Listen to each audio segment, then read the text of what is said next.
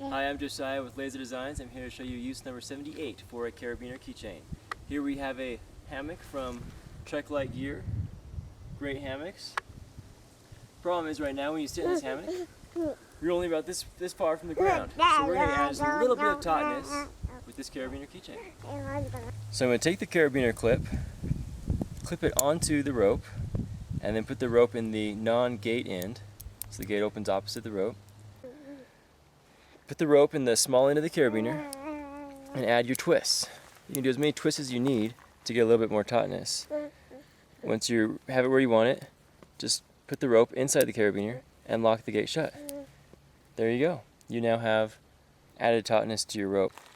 So to release your tautness, all you do is unclip the carabiner, put your rope through it, and there you go. Tautness is released.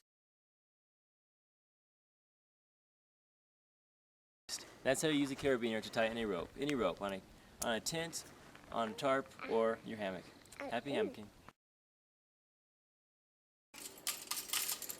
Here we are demonstrating use number 77 for carabiners. Entertain the baby.